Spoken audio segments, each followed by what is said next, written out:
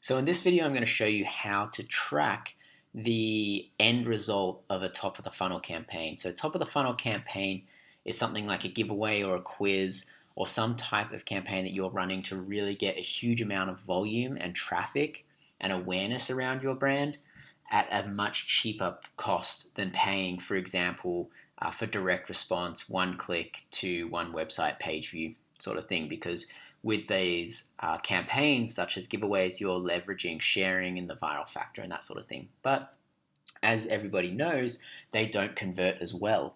But what we can do with Facebook Analytics is actually see if the people who enter that giveaway or complete that quiz turn into customers further down the line. Because we know in Facebook Analytics, Facebook Ads Manager, you can only see 28-day click and last touch point as a conversion model or an attribution model. So that doesn't really show us if someone, for example, came in on a giveaway, visited the website, left, came back organically, and then converted, or saw a remarketing ad and then converted from that. The organic or the remarketing ad is going to get the attribution for the conversion, not necessarily that top of the funnel campaign that you are running, which actually introduced your brand to that person.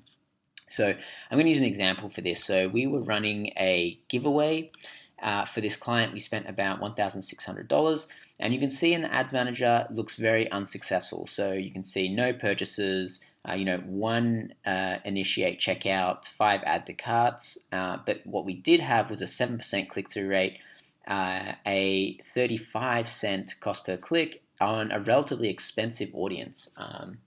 So what this tells us is we drove a lot of traffic very cheaply to the giveaway. And then from that giveaway, we were trying to convert those people into customers. So if you have a look here, you could see the giveaway as an example. So it is win a product showcase, which is a bunch of meat because it's a meat company, and a sous vide machine. So this was a giveaway everybody was entering, and what we did here was we drove traffic to this page via Facebook ads, emails, referrals, all that sort of stuff. And what we wanted to do was see if that turned into actual revenue. So there's a few ways that you can do this. So again, navigate to your analytics, which is under the measure and report. And then once you're in there, you're going to want to go to the revenue step. So from the revenue step, it's going to show you all of the revenue. I've expanded this out to as much data as we have.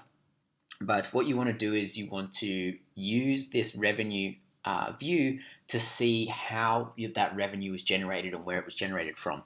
So what you can do is you can add filters. Now there's a bunch of filters here, and we're going to go through a few filters that you should look at. So coming back to that giveaway, so once someone signs up here and enters this giveaway, the lead pixel event fires. So what we can do there is we can create a filter, someone who performed an event such as a lead. So that way we can see who completed that lead event and then actually generated revenue. So you can see $91,000 was generated from people who actually completed that lead event. So that would have been anybody who signed up to the contest. So this can be existing customers because, again, they may already be a customer and then they may enter the contest. So the next one we want to look at, there are a ton of different filtering options here. So the next one you want to look at is you want to start looking at web parameters. So the next one you might be like, okay, the lead event maybe not exactly be 100%. So let's look at the referral domain. So let's see the people who came in through the contest. So we hosted the contest on our Viper.io landing page, which was the contest landing page tool. And then what we can do now is we can actually filter traffic that came through from that landing page. So you can see the referral domain was Viper, and that generated $48,000. And then those people ended up, purchasing multiple times and becoming great value customers.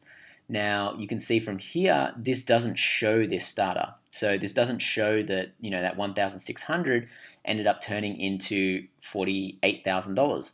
The other thing is the reason it doesn't show this is because one, the Facebook Ads Manager is on a 28-day click, 1-day view. So anything past 28 days is not going to be attributed to the ads. So that's one reason why people sort of misuse top of the funnel campaigns, because they can't see the full picture. The second thing is that the attribution window is set to last click. So last click means that the last touch point gets the attribution of that conversion being a purchase in this case.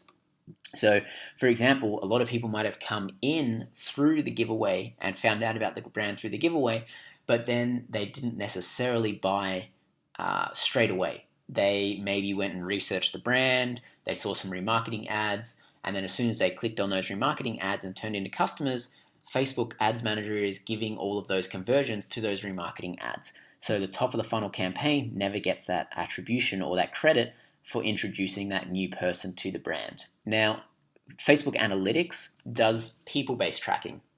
So once someone comes to your website, Facebook identifies that person, and then it just tracks the amount of times that they come back. So you can see that the person is coming back multiple times because they've got multiple sessions, and that's how you can see if they've purchased multiple times, how many products they have purchased, and so how many people actually purchased. So 28 people purchased on an average of 7 times.